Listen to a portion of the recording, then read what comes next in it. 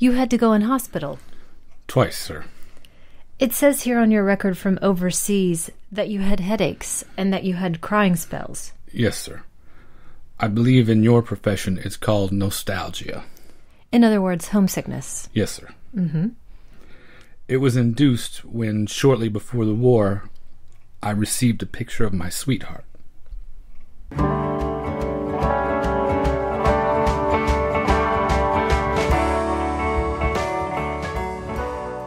Welcome to the Magic Lantern Podcast, an ongoing informal discussion of the films we love and the things we love about them. I am Erica Long. And I am Cole Lane. Each episode of the Magic Lantern will be devoted to one film that we alternately select, and we will discuss why it is significant to us. We are at episode 14 now, and it is Erica's choice this time, so let's see what she has in store for us. I've chosen Let There Be Light from 1946, and this was produced and directed by John Huston for the U.S. Army when he was a member of the U.S. Army Signal Corps. And this was the final entry in a trilogy of films commissioned by the U.S. government. And in Let There Be Light, we follow 75 U.S. soldiers who have sustained debilitating emotional trauma and depression. And we followed their entry into a psychiatric hospital, their treatment, and eventual recovery. And John Huston also wrote this film with an uncredited assist by Charles Kaufman, and also uncredited is the narration by his father, Walter Huston. Which was an immediate hook for me because, you know this, I'm a huge fan of Walter Huston. The Devil and Daniel Webster is probably in my top 10 favorite films of all time, and we will get to that in an episode eventually, but immediately hearing that voice, I'm sold. And I think the rest of America, or at least a huge portion of America, would have felt exactly the same way. He has such a comforting, authoritarian, but warm presence, which I think you feel very much in this narration. This film, though, was actually censored, banned, and actually reshot at the time by the U.S. Army. So it was not available to be seen by the general public. And when John Huston attempted to have a viewing at the Museum of Modern Art, some MPs showed up and pulled the print.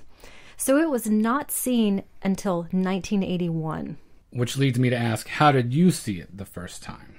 I was really lucky enough to see this when I was in film school. And actually, let me qualify that a little bit.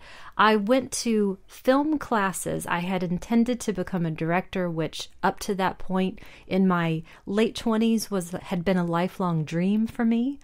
But when I got there, I decided pretty quickly, this is no longer what I really want to do with my life. But I spent an entire semester in film history, documentary, and other short subjects, which was a really fantastic education. So I got a wonderful amount of learning into a short amount of time. And this was one of the things you saw? Yes, I saw this in my documentary class. This, along with many other films, and spoiler alert, not for this movie, the recommendation I have later also came from this class. Okay. So I actually got to see this on the big screen, which was a huge treat. Aside from the size of it, when it was projected, what was it about it that made such a big impression upon you that you would choose it to be the first documentary that we talk about on the show? There are a couple key scenes in this film that were so striking at the time. I couldn't believe what I was seeing, and yet it's so believable. And I'll get to some particulars of that later on. It will open up some debate about features of this film, how it was made, why it was made, so on and so forth. But to me, it was so striking and unbelievably heartbreaking. I have no experience in war, so I cannot relate to what these people had gone through. But watching their struggle and their treatment and trying to imagine the lifelong effects of what they went through in World War II was so poignant that I felt that I was there with them. I think that's a testament to John Huston as a filmmaker, and also the simple heartbreak of watching my neighbors, young men, kids, some of them, experiencing the horror of war and how it changed them. And when we watched this for the show, this was now the third time that I've seen it, the second time for you. Right. And so do you remember what you felt when I first brought this to you? This is one of those that I discovered thanks to you. This was part of a monthly screening series that we do, and we've sort of established this loose tradition where on your birthday, you put together a really interesting program of shorts. Mostly documentary. Because I'm a big documentary fan. And so you introduced this film to me, and I was just floored by it because of the things you mentioned. How it seemed to me that Houston had what seemed like unprecedented access to these soldiers at a point in their lives that were so fragile, and it seemed like a parade of images that the government would not want you to see. To me, it comes across as distinctly anti-war. At least a cautionary tale, even though the ending is a little rah-rah, look how we've put these men back on the road to recovery. Every image from the beginning right up until the very end really puts across how harrowing the experiences are that they went through and how completely broken they are in a number of different ways. Because it literally begins the film with Walter Houston calling these men human salvage. They're wreckage. They're not even full human beings anymore. Casualties of the spirit is also another right. line. And John Huston actually famously said, if I ever make a film that's pro-war, take me out and shoot me. And when I showed this film for our movie night, I tried to give as little detail as possible because I really felt I would be doing a disservice to you and the rest of our audience if I said too much. And if you didn't go into it really kind of not expecting what you were about to see. Is that what you recall?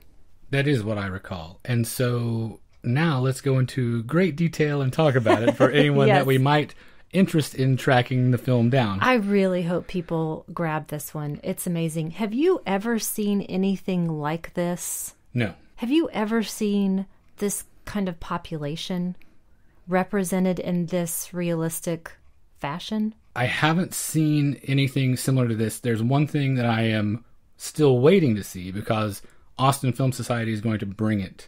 The Titicut Follies by Frederick Wiseman. Okay. Is probably the first thing it makes me think of. I still haven't seen it yet, but based on everything I've read about it, I assume I'm going to have a similar feeling. But up until the point that you showed this to me, no. And it's funny because it's such a literally ancient problem. As long as there have been human beings, there have been people who have been traumatized by the horrors of combat. And even with thousands of years of trying to figure out this problem, watching the psychiatrist in this, it seems so rudimentary and like we are at almost square one. Even with 70 years of hindsight, going back and watching the treatment just makes me think of the history of medicine and all of the wrong guesses and blind alleys and the trial and error that it takes to get to something that's even slightly helpful. Let's start from the beginning. Okay. So we start first with the opening scroll, which says that no scenes in this film were staged. Yet there are certainly multiple camera angles. John Huston shot over 70 hours of film. He had multiple cameras running constantly. There is effective lighting in this. And then, of course, the post-production elements. There is a score that is at times joyful and ominous and heartbreaking and sorrowful.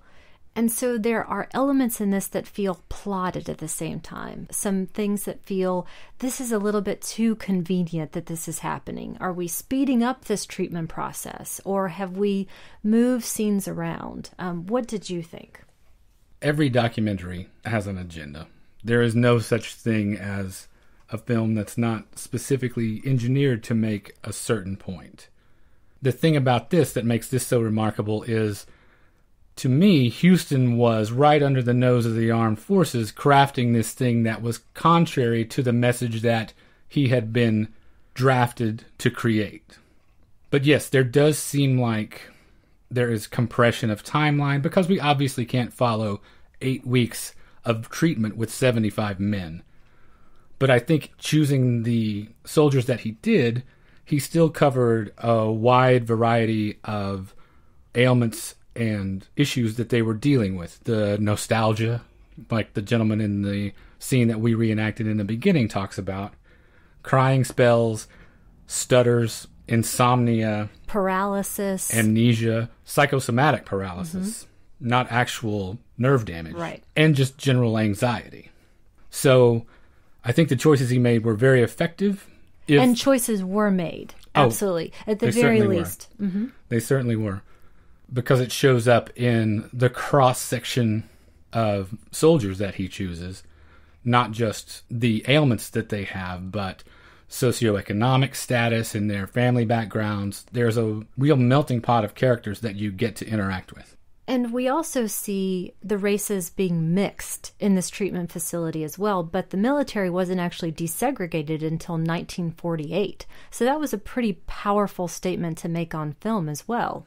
Interesting, and I think he even carries it farther than that, because at the very end, when you have the soldier that we reference in the opening scene with the sweetheart that he mentioned before he has the emotional breakdown, we actually see them kiss at a time when it was still somewhat taboo to see black characters on screen demonstrating affection to one another. And that's the only element that I can remember of physical warmth that really happens between two people who obviously already knew each other. So again, I think Huston is being at least a little subversive in the choices that he's making with that particular scene.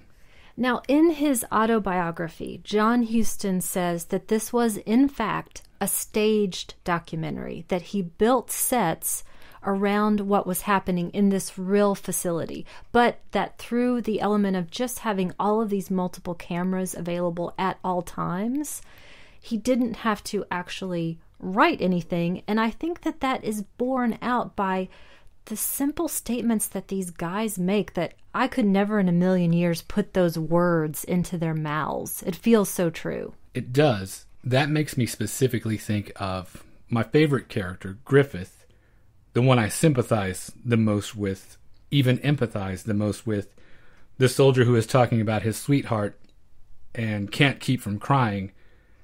Him versus a lot of the other soldiers, they seem like wide-eyed kids. Yes. Very and naive. He just looks older, actually, a little bit to me. He has a self-possession that's different from them, it seems like. They're not the most articulate bunch, the rest of them, in some cases. They are the guys that would often not very charitably be referred to as cannon fodder in some eras. Kids that might not have many options coming out of high school had they not been drafted. Obviously, these kids were drafted. But Griffith's self-awareness was what made his story even more heartbreaking to me. If not caught up in the gears of war, it's easy for me to see him as a successful, prosperous guy, quietly noble, a good husband, a good father, a solid citizen, even heroic, if necessary. Whereas the rest of them didn't strike me as having such bright futures necessarily. It makes me feel his struggle so much more keenly, that he is trying to grasp what is happening and still retain that sense of self-possession, but in the face of these forces that have been inflicted upon him. He seems like the only one who, prior to the war, would have been emotionally and intellectually equipped to deal with these questions, out of the batch of soldiers that we see. And his speech in particular, the scene of his intake, essentially, I cannot imagine another person having scripted that, can you? No, that is straight from his heart, it seems like to me. This question of the film being staged or not staged, it seems as though there are elements that have been compressed, time has been compressed. It's possible that the ending is a little bit too pat. There's the use of the score that I mentioned. At the same time, this still feels true to me. You're right. I agree. It was manufactured somewhat, again, not in the way the Army meant it to. I think there's an undercurrent in it that actually gets the point across that he's trying to convey. But I don't think it hurts it in the long run because the elements that it's manufactured from are very real elements. So out of the elements that the film is assembled from, are there any in particular that stand out to you? Let's start first with this intake process that we had mentioned when we see Griffith. And Griffith really stood out for me, as I know he did for Right. you. And it only becomes more profound later on when we build on what we know of him. But we first see him in this intake process, he and a number of other soldiers, and each one is meeting with a separate psychiatrist and just talking about the basics of where they had served, how they came to be here, what they were feeling, sometimes an initial incident that set off this emotional trauma.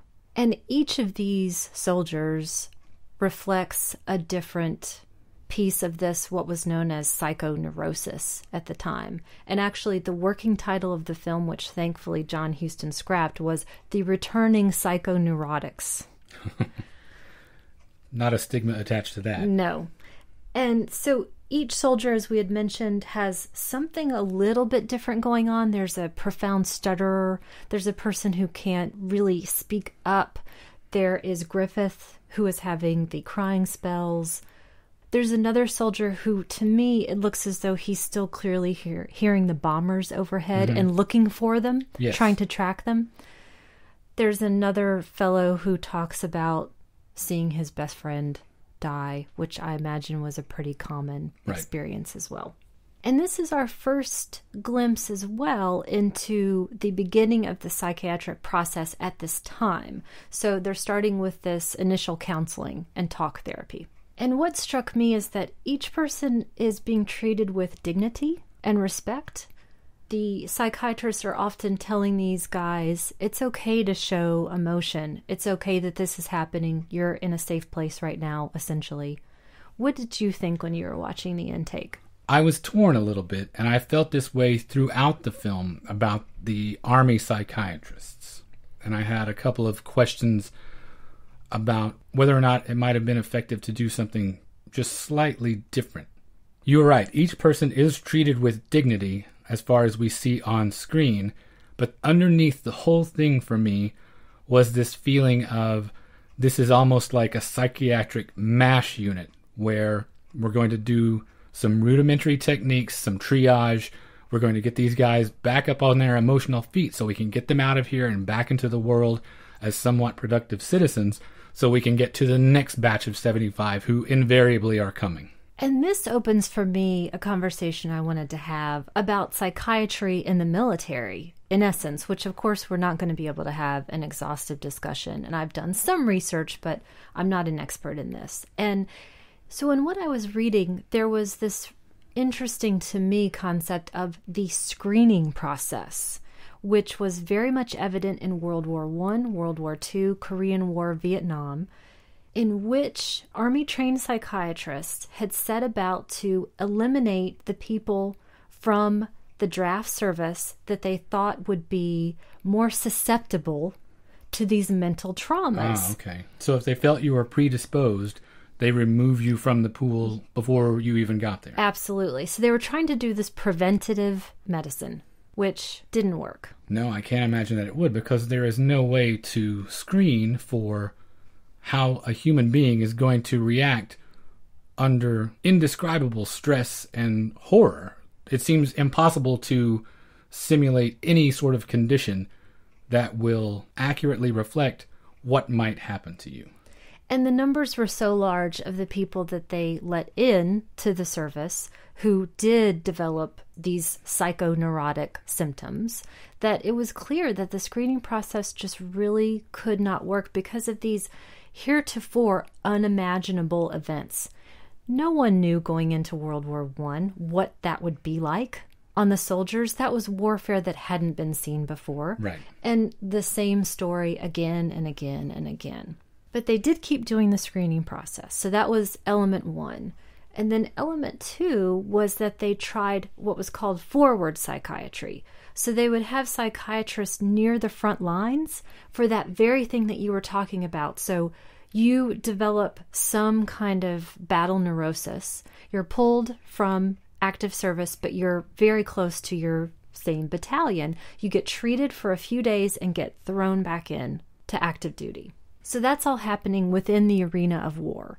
And with World War II, they pulled back from that quite a bit. And so that's why you see these servicemen actually coming back to the U.S. Right. to get Okay. this treatment. And then so that leads to this third element, which is actually treating them after they've been pulled from battle and trying ultimately to get them reintegrated into society. That's the ultimate goal, making them fit for civilian life. So we're seeing one-on-one treatment at this point, but still only using the very basic tools of hypnosis, rudimentary psychotherapy. Drugs. We see sodium amytal. That plays a role. That's interesting because I was thinking about the tools in the psychiatrist's toolbox and realized after doing some research, things like Thorazine and other first-generation antipsychotics were not available until the late 50s, early 60s. The same with the most effective antidepressants, which might have been used to treat those cases now. And another thing that we see is occupational therapy. That is one of the more interesting segments in the movie to me because it raised the question about the integration back into society. And watching these guys express these fears of just not getting a fair shake from someone. The stigma that's clearly attached to them as returning with nervous disorders. How that's going to play out for them when they have to present that to a prospective employer. And I was thinking about, is their optimism naive? Thinking about the culture in the 40s and how it is even now, 70 years later, where even though we've made significant advances, it still seems really difficult sometimes to find a place for someone who suffers from that in the general workforce. And I have a perception about this, and tell me what yours is. Okay. Now, from what I read and understand, this chronic PTSD, as we now essentially call it. I'm really interested in the evolution of the phrase, actually, because since we were talking about World War I, how it's gone from shell shock to combat fatigue, battle stress reaction, all the way up to now what we know as PTSD, post-traumatic stress disorder. Yes, and this chronic nature of that isn't always so easy to treat, we know. Or even observe. This. Absolutely. And so my perception is that I think that the world has changed to become more accepting of this because it's just simply sheer numbers at this point. So many people have come back. Now, Walter Huston's narration for this film says 20% of our Army casualties suffered psychoneurotic symptoms. And then fast forwarding decades ahead, there was an article that I read that said by the end of last year, which was 2011 at this point, the VA had served almost 212,000 PTSD victims back from Iraq and Afghanistan, and doctors agree that an equal number may never bother to seek treatment. Approximately 48% of Iraq-Afghanistan soldiers who sought VA care between 2002 and 2009 were diagnosed with some form of mental health issue. So the U.S. is faced with these sheer numbers of all of these folks who have been damaged. So it's my perception that the world has changed and become more accepting. But in the last few years, I've actually gotten to know a lot more returning Iraq young vets, kids in their 20s. And when I've talked to them, when they've shared their experience, they talk about having a lot of trouble seeking care for these sort of mental health issues and the stigma attached to that within the Army, within the military. So while I feel that the world has changed, it doesn't seem to me that the military has changed. And you had mentioned that specific scene where one of the soldiers is talking about wanting a fair shake. So do you think that he could essentially have gotten it in the mid to late 40s at that point? I think so, surprisingly, to me in retrospect. After having done a little research, I think we may not be giving society in general the credit for being as accepting and flexible that we should. I was looking at some statistics, and economic life in general was better for World War II vets than any since. But even going all the way through Vietnam, I found some interesting statistics. Because it was the last time, post-World War II, that the general public was so unified in support of a military action. It wasn't controversial. It was obviously viewed by the general public as necessity. that positive sentiment toward those veterans, combined with the GI Bill, made it so that by 1965, the average income for a vet was $5,100 versus $3,200 for a civilian. The unemployment rate for veterans was half of that of the civilian population, and veterans' children were more likely to attend college. Up to half of World War II discharges were said to be related to or the result of combat exhaustion. So a huge segment of those returning soldiers were suffering with that in some way, and yet these statistics seem to indicate to me that they at least were received with a lot more open arms than we thought they might have been when I was initially watching this the first time. So that begs the question for me, would the audience, if they had actually had the opportunity to see this, would they have received that education that John Huston so wished that they would from this film, and that acceptance, that they would have been open to this subject matter? Even more so than it seems they were, I guess, in retrospect. I can't imagine that had this film been distributed in 1946 and made it into theaters and thousands of people got to see it, that it would have had any detrimental effect to any of the returning soldiers, only a detrimental effect to the idea of joining the military, maybe. So the Army, as I had mentioned, pulled this film. There are a number of views to take on that. What they said was that it was too much of an invasion of privacy to the specific soldiers profiled in the film. Even though John Huston got waivers from every single person, those waivers eventually disappeared, by the way. So the Army said too much of an invasion of privacy, too detrimental to them trying to reintegrate into society. Yeah, that's dodgy to me. If anything, it was detrimental to recruitment. Absolutely. And John Huston had said that he really felt that they pulled it because he was attacking the warrior myth. Mm-hmm. That you can't walk out of this film and think every person is invincible in the face of these things that many of them saw. And after listening to these statistics that you pulled and the ones that I had read, I think back to a discussion that we had had many episodes ago about the viewing habits of the American film-going public. Mm-hmm. And so in 1946, a greater percentage of Americans went to the movie than in any year before or since, which would have been the year that this film came out. And you have to think about, well, okay, would they have been receptive to this? What would the psychological implications have been? And I think back to a film that came out shortly after this in 1947, which is The Best Years of Our Lives, right. Which is essentially attacking this warrior myth, even though in the same way to me as Let There Be Light, there are these very hopeful elements. It ends on this swell of goodwill and Americana, but that's not what you're left with. And that's not what you're left with in The Best Years of Our Lives. I remember Dana Andrews waking up in a cold sweat, right, hearing bombers overhead. And I think you are left with, as the viewer, with these darker, sadder elements. If you're paying attention, most certainly. So we talked about the intake, and we talked a little bit about the occupational therapy and all of the socioeconomic aspects of that. What other elements of the film do you find compelling? I think about a couple of specific scenes or feelings, actually. Okay. And one of those that always kind of makes me laugh a little bit, there's a baseball game, because we're Americans. Of course. We have to have some recreation that's going to fill our souls again, and that's the one that we're going to choose. And I think back to that specific occupational therapy scene again, and Walter Huston talks about building rather than destroying. And this scripted narration is so evocative. There were so many lines that had stayed with me, and I made notes of them this time.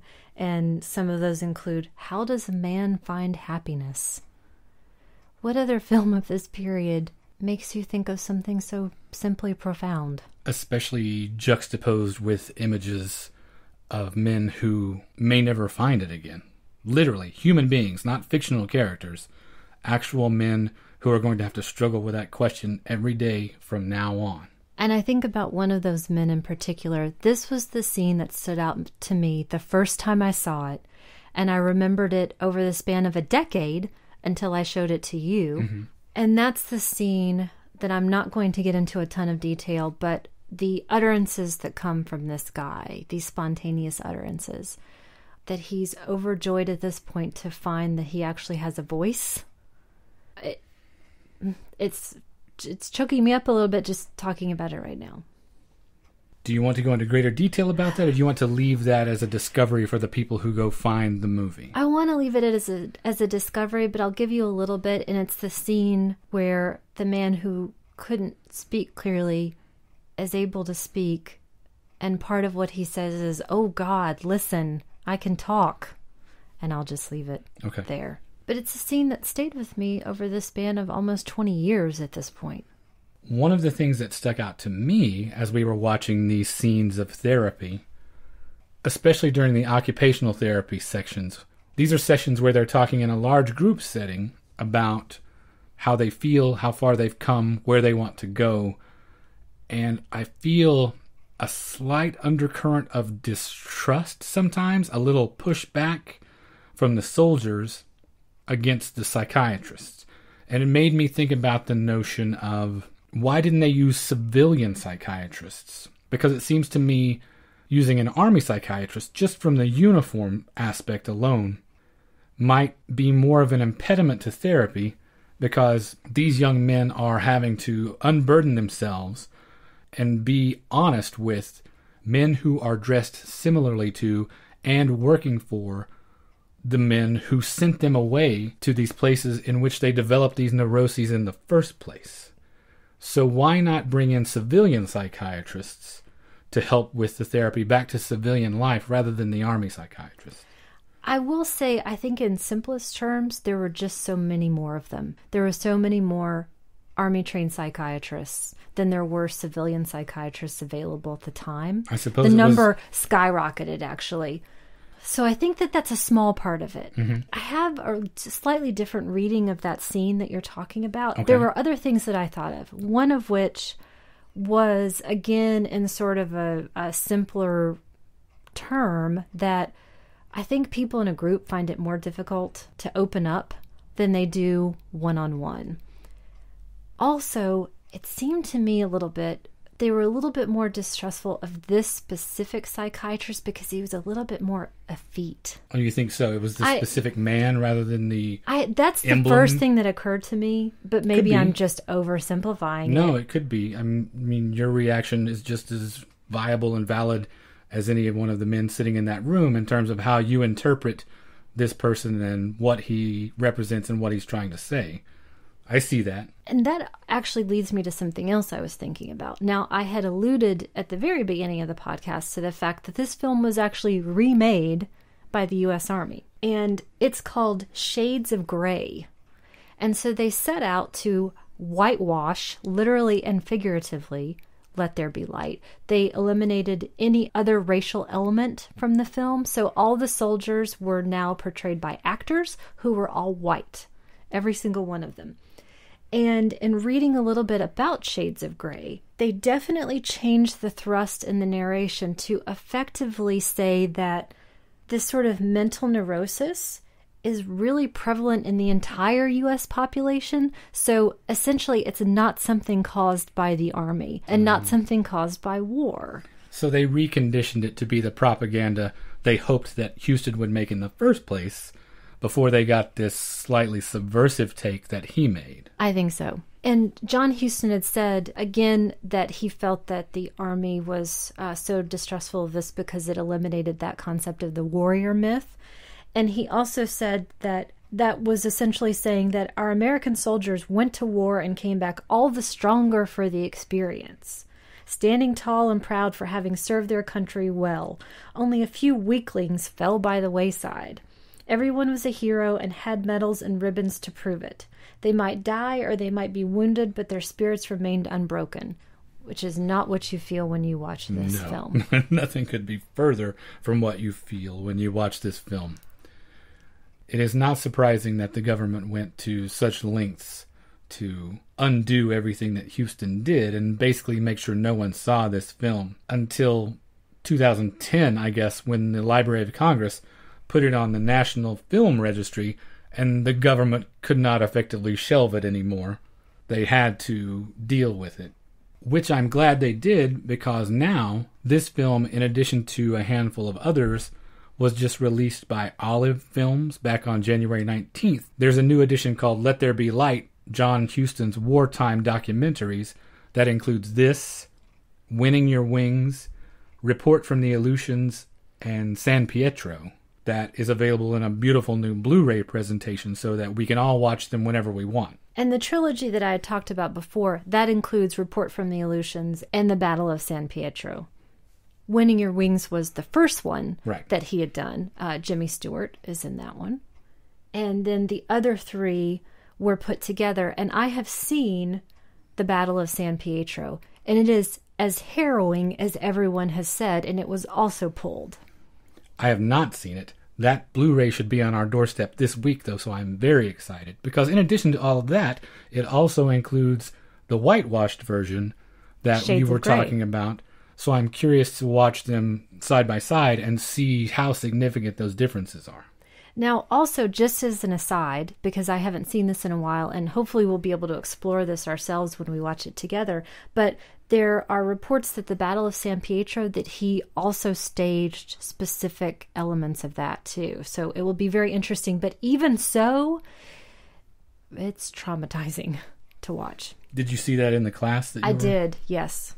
And we've now gone through the intake and the practical therapy with these guys, and we're ready to see some of them complete this treatment and be released back into civilian life.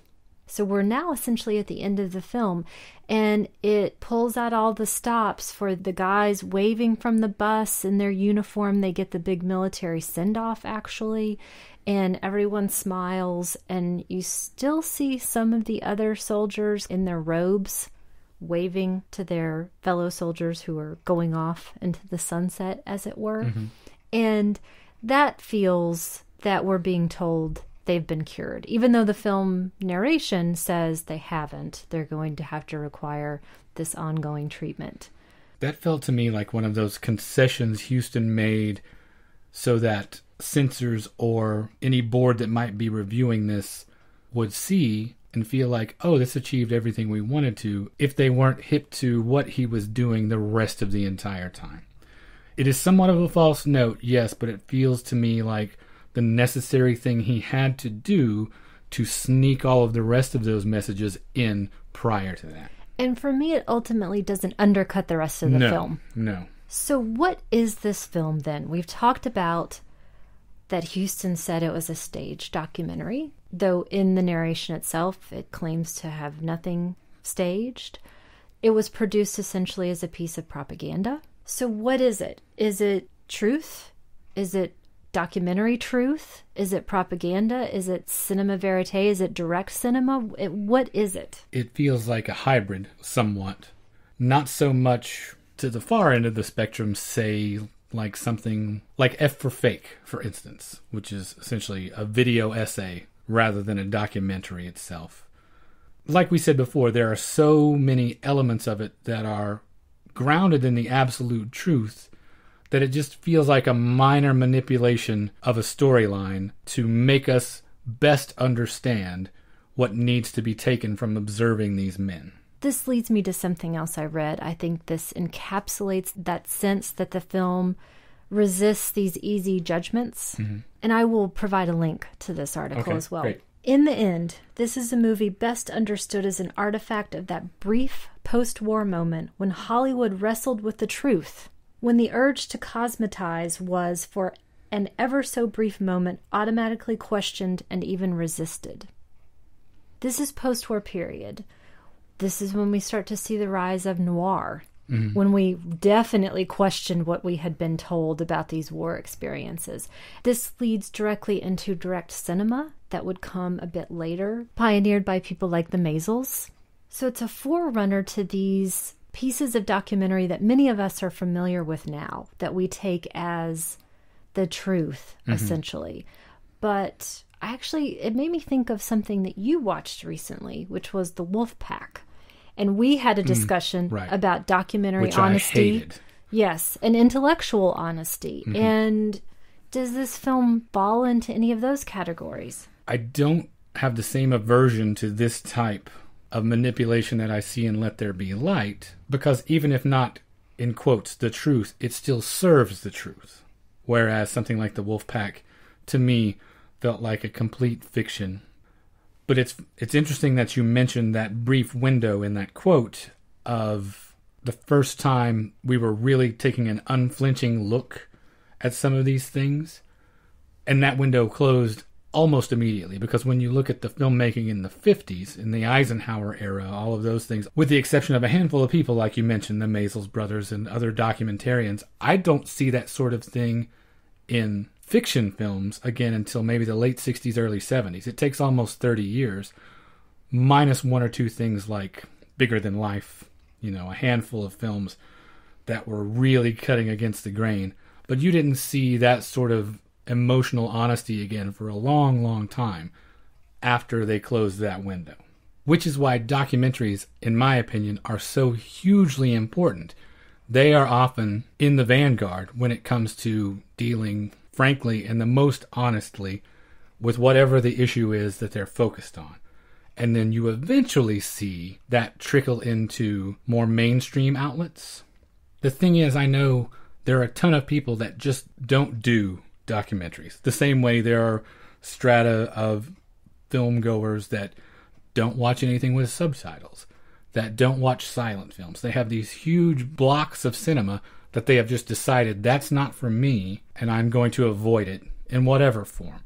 So what do you say to someone to introduce them to the idea that this is a form that's extremely valuable? How do you convince a non-documentary person to start exploring this stuff? Well, let me answer that by explaining how I got into watching documentaries. And I started very young, and I think the first thing I can think of is watching PBS from such a young age. Mr. Rogers Went to the Music Store. Mm-hmm. I got to see real stories happening that illuminated larger truths for me, which I couldn't put my finger on at that age, but I started to understand that as I got older. No, we were both PBS kids, I think. We were both raised with that stuff, and so that was my way in also. I was having an interesting conversation with some of our friends on Twitter.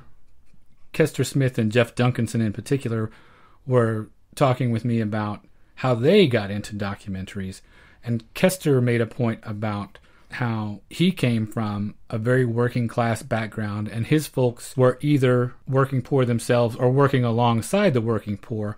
So the things that made the biggest impact on him early on were Harlan County, USA, and Roger and Me. So the thing that got him into it was something that spoke directly to his situation. I also have a more lighthearted example. I remember vividly in elementary school, in PE class, I must have been in second or third grade at this point, and we watched the most awesome documentary on Pele. Pele's pretty awesome. Yeah. And I was hooked. And you're not a big sports person. I am not a sports person. I'm not a soccer person, even less so than a sports person. And Pele is the coolest. So this documentary showed me, and I was hooked at that point. So even something you don't necessarily think you are going to be into, if presented the right way, can be arresting. And just a window on these other experiences and people and stories that you didn't know anything about and are hungry for more afterwards.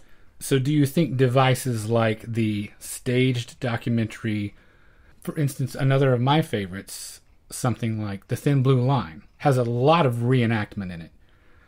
Do you think adding in these faux fictional elements, is that a bridge for people to come across to the documentary side? Does that help? I think so, and I think it helps to have an inquisitive mind and to also question what you are watching.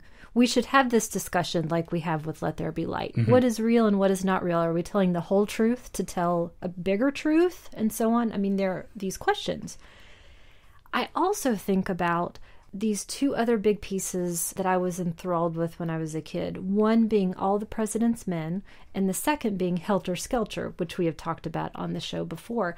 And so you see a fiction film made from a true thing. I think that might get people excited to then go discover the story behind the story. Which I think is a perfect place to get into our recommendations today, because I think each one of us has something that might be that thing that helps someone get into documentaries. So what do you have for us? I've got another film that I saw in this film school period, and that is 1960s Primary, which is an example of direct cinema. And so this is a documentary about the 1960 Wisconsin primary election between John F. Kennedy and Hubert Humphrey for the Democratic Party nomination. It was produced by Robert Drew, shot by Richard Leacock and Albert Maysles, and then edited by D.A. Pennebaker. So you've got the cream of the crop with these guys at the earliest part of their careers. And it's considered a breakthrough in documentary film style. And when you see it, you'll understand why. And that's all I'm going to say. I can't wait to see it, because Criterion is releasing all of those Robert Drew and Associates films in a nice collected edition at the end of April. So my recommendation is Primary from 1960, and what do you have? My recommendation is following this theme of unprecedented access to your subject. And I am going to recommend Werner Herzog's Cave of Forgotten Dreams from 2010. In 2010, he was allowed very restricted access to the Chauvet Caves in southern France, where they had discovered quite possibly, at least as far as we know now, the oldest existing cave paintings in the world, approximately 32,000 years old. The French Minister of Culture granted Herzog and his very small team special permission to go in and film, and it is fascinating. In Herzog's inimitable way, he ponders the questions that no one else might think to ask about what it means to create art 32,000 years ago, and also the people that are studying the art now. In the same way, he does that fantastic miniature monologue about the insane penguin. I was just going to say that. In Encounters at the End of the World, he probes this eons of art in ways that you might not think to do. And it is really interesting and beautiful, and I highly recommend it. And I guess that brings us to the end of another episode, our first documentary in the books. Probably not the last. If you would like to get in touch with us, you can send us an email at magiclanternpodcast@gmail.com. We're on Facebook. You can just search Magic Lantern Podcast there and you'll find us. We are on Twitter @Lantern_cast. And thanks again to Kester and Jeff for participating in the documentary discussion with me. And thanks to Grindhouse Dave, as always, for tweeting about the show. You can find us on iTunes and Stitcher Radio, and if you would leave us a review there, we would certainly appreciate it. We had a really nice review from Jordan Gish in the past week or so, and we certainly appreciate it. He said some very nice things. Thanks, Jordan. And if you would like to find all of our other episodes, including supplemental material, you can go to our website at magiclanternpodcast.com. And thank you for listening to the Magic Lantern Podcast.